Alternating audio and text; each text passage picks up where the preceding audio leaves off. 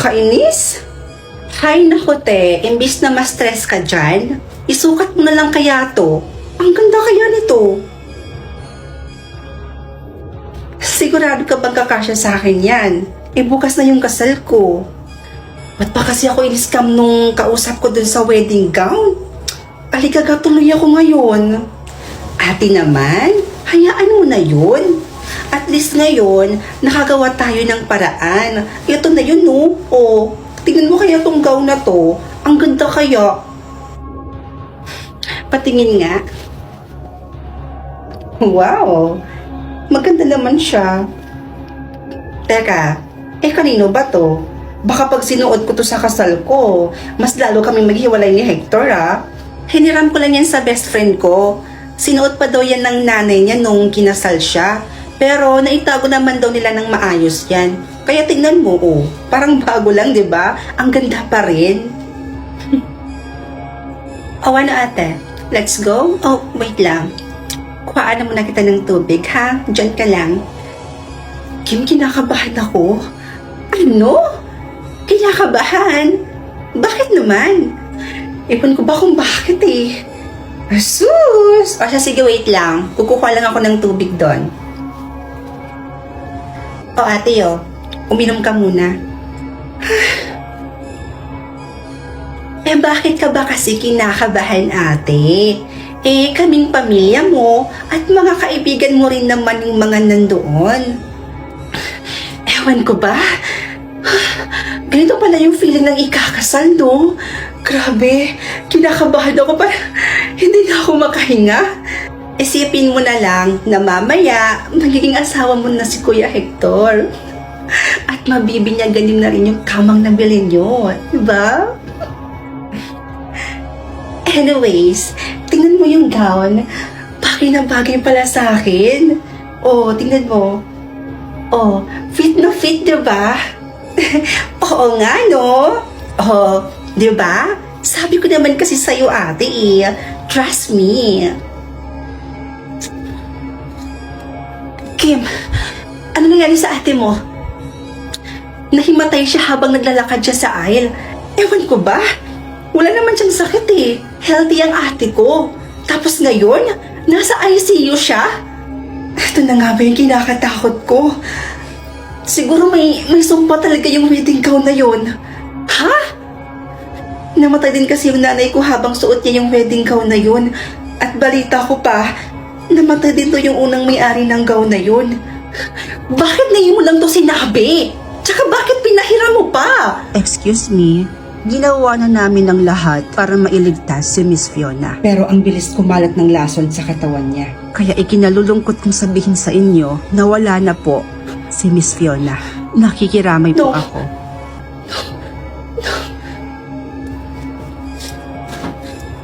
Ngayon, humanda ka sa akin dahil susunugin na kita.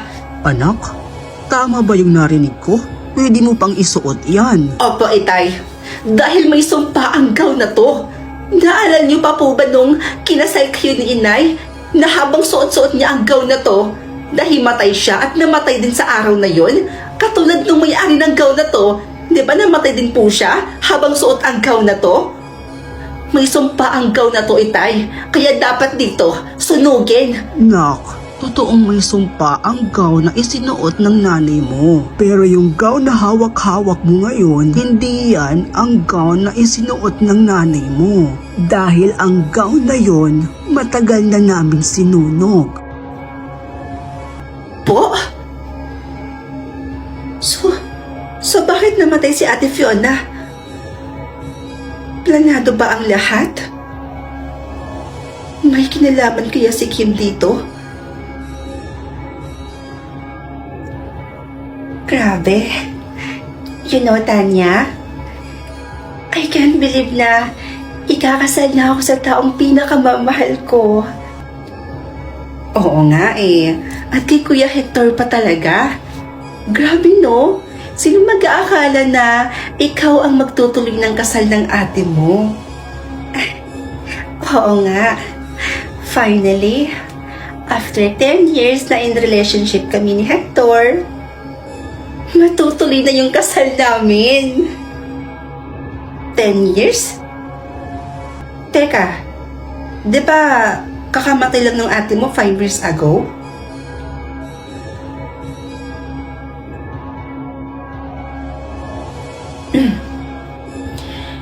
Nakausap ko yung tatay ko nung mga panahong sinusunog ko yung wedding gown na akala ko may sumpa. Pero hindi ito yung wedding gown na yun ang sinuot ng nanay ko sa kasal nila. Dahil yung gown na ginamit ng nanay ko, matagal na pala nilang sinunog. So, ibig sabihin, hindi sa wedding gown ang naging dahilan kung bakit namatay ang ate mo. At nung gabing pagkatapos bawian ng buhay ng ate mo, nakita ko kayong dalawa ni Hector sa hotel na magkasamang magka-holding hands. Kim, magtapat ka sa akin. Tama ba ako ng hinala?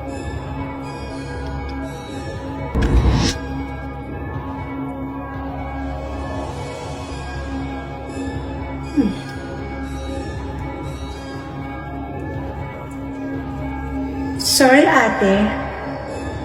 Mas nagmamahalan kami ni Hector kaysa sa'yo.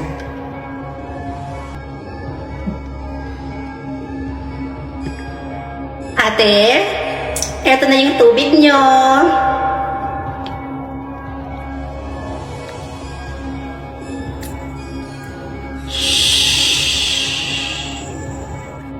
Sinasabi ko na nga ba?